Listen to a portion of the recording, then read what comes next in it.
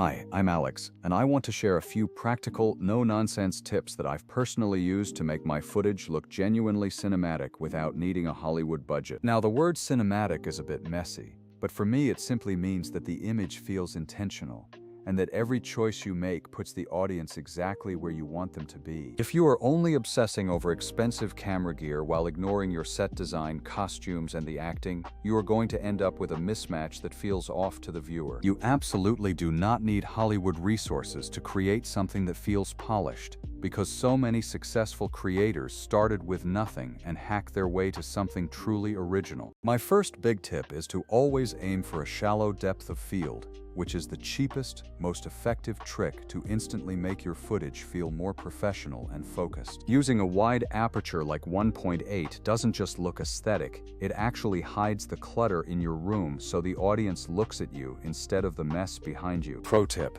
if you are shooting outdoors or in bright light, you will need a variable ND filter to keep that wide aperture without overexposing your footage. My second tip is to avoid plain white walls at all costs, as they bounce light everywhere, make skin tones look flat, and highlight every mistake you made during setup. If you are a renter and can't paint, just throw a colored LED light on the background or use a small backdrop to create some separation between the subject and the wall. Tip number 3 is mastering the variable ND filter, which acts as sunglasses for your camera and allows you to keep your shutter speed low for that authentic, filmic look. This tool is essential because it gives you control over your exposure without having to sacrifice your creative choices like aperture or frame rate. Fourth, you have to keep your shutter speed in check, specifically around 1/50th of a second for 24 frames per second, to get that natural motion blur people associate with movies. Cranking your shutter too high makes your footage look like a hyper-realistic news broadcast, which is exactly the opposite of the cinematic aesthetic you are probably chasing. Tip 5 is to add intentional camera movement.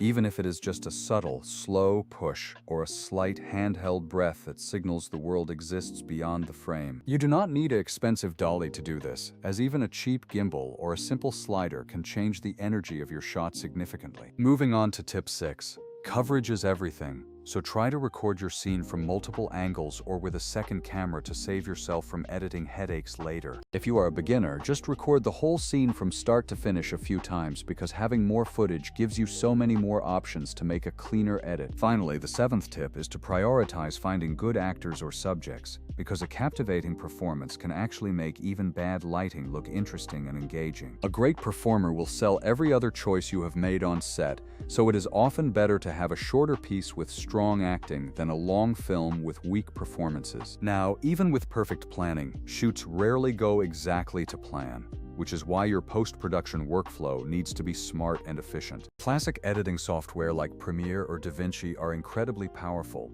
but they can be a bottleneck when you need to publish consistent content frequently. This is exactly where tools like Vizard change the game by automatically finding the most engaging parts of your long-form videos to turn them into shareable clips. Instead of spending hours scrubbing through footage, the AI identifies the best snippets for you, which is invaluable when your shoot didn't go perfectly. What really saves time, though, is the auto-schedule feature that queues your posts across various platforms so you don't have to manually upload every single video. Scheduling might not feel like the most glamorous part of the process, but it is the difference between a creator who posts once a month and one who builds real momentum. Vizard's content calendar lets you manage and tweak everything in one place, effectively removing the need to juggle spreadsheets and platform quirks. To be clear, this isn't a replacement for a human editor for a feature film, but it is a massive multiplier for creators who need to repurpose interviews or podcasts. It transforms your long-form content into a steady stream of shorts,